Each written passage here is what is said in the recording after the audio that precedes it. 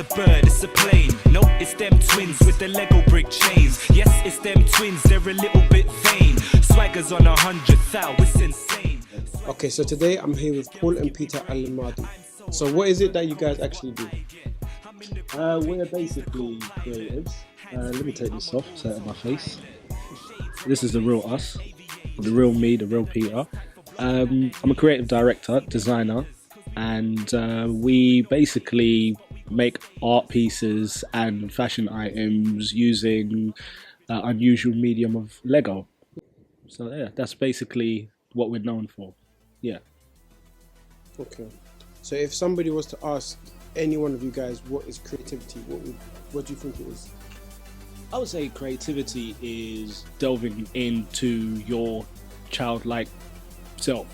You know, if you ever remember kids, mostly if they see a blank white wall, they're gonna draw on that. You know, you'll never see a 3-year-old not touching any plain wall. They're gonna do some sort of, let's say, artwork on it. Yeah, mum's gonna say it's a mess, but you know, they're still gonna see it as a plain canvas, and that's probably their first foray into being creatives. Lego bricks is obviously another one. So for me, I'd say creativity is just delving into your other part of the brain that I think not a lot of people use enough, and exploring endless possibilities and using your imagination as well. It's true. What about you?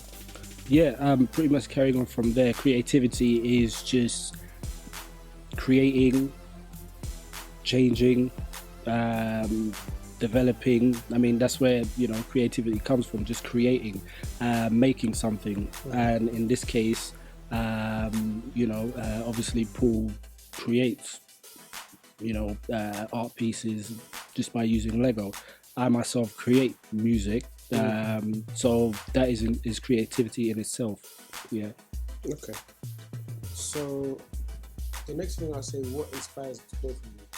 Inspiration, like, you know, again, it could be from in your sleep, could be when you wake up. But from a musical point of view, inspiration just comes from your peers. Yeah. You know, your competition, you know, that could be inspiration. You could see somebody doing something which you hadn't thought of, then you're inspired to do something which somebody else hasn't thought of. So that inspires you to be different. You see somebody doing something a bit edgy, that inspires you to be edgy. So it's basically just, you know, making you up the levels all the time. So that's basically, you know, that's motivation and inspiration at the same time. So what's the best piece of advice you believe given the both of you in regard to your thoughts and what you're actually doing? Because I know people affect other people with what they say. So there must have been some good words, maybe some harsh words. About a couple of years ago, I met Russell Simmons, who's the founder of Def Jam, and he was at Roundhouse in Camden, and I met him there, and I gave him one of our Lego pieces, which was a Def Jam Lego chain.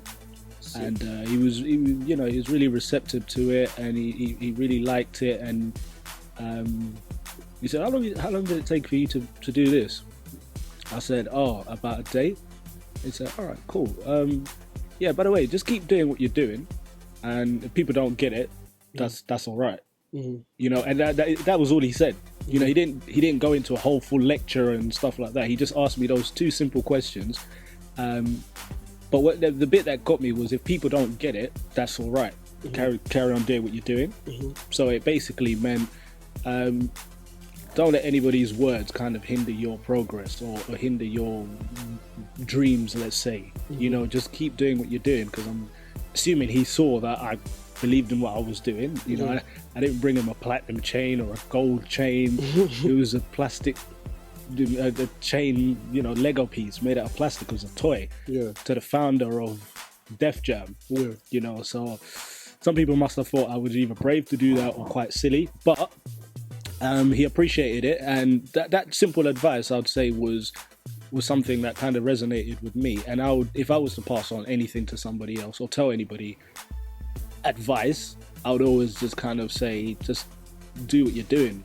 You know, just carry on doing what you're doing, and don't get dragged down by anybody's opinions. That's you know, people always say, just keep going at it. Don't, you know, just never give up. Just keep going. You know, you've seen so many, you know, people who have come out and you think they're new, but they're not new. They've been on that grind for years.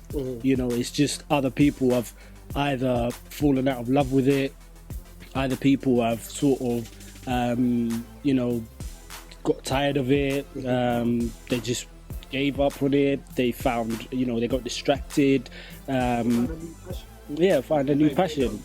Yeah, you know, they found that, you know, realized, oh, you know what, maybe this is not for me. I think a lot of people expect results too quick as well, and that's why they sort of give up or, you know, go into something else.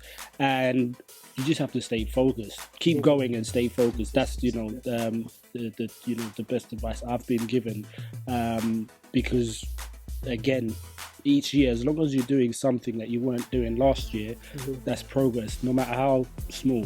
What legacy do you want to leave behind in regards to what you're doing yourself? The same way,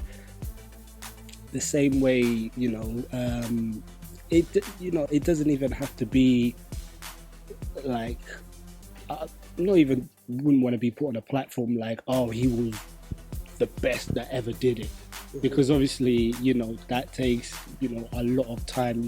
You have to have a lot of history behind you doing that, you know, to get to that stage. As long as you've inspired somebody, that's a legacy in itself. You know, even if it's your friend, it doesn't have to be a stranger. It could be somebody you know. You know, and as long as, you know, you get remembered for that, you know, that would be good enough for me. It's true. What about you? I remember we did a jacket for will.i.am made out of Lego, or Lego shoulder pad was made out of Lego, and when he wore it, I was pleased and everything like that. But I was kind of thinking, in 10 years' time, when they do those documentaries, like, look at this atrocious outfit this guy wore, look at the fashion from 2010 or 11 or 12. Some of it is going to be good, some of it is going to be bad, some of it is going to be terrible. And I was thinking, he's blatantly will.i.am is quite a creative guy, and his fashion sense is really out there. I can't say for a fact, but I got a feeling that design that we did for him will probably be featured in those kind of, I don't know, top 100 outrageous pop star outfits or something like that. Now, even if it's getting trounced and it's getting, you know, dissed to the ground, at least it's getting talked about. Yeah, it's true. You know, and when we designed it, we were like, do you know what? It will probably go down in history, in a good way or in a bad way, but at least that kind of thing will come back to our name, as in, oh, those are the guys who did that jacket for him. You look at Madonna's boob tube, I mean, the cone bra, you know, Michael Jackson's glove, you know, Freddie Mercury's cape. All those things, they're in museums now, you know, and probably in 10 years' time, I'd like to see that as well. I'd like to see that same outfit that we did in a museum somewhere. So I'd say, you know what, yeah, that is possibly our legacy. And if not, we've got archives anyway. So it'd be nice just to say that we played a part in someone's evolution in fashion or in style or something like that. So that's what I'd probably have. Yeah. Sick.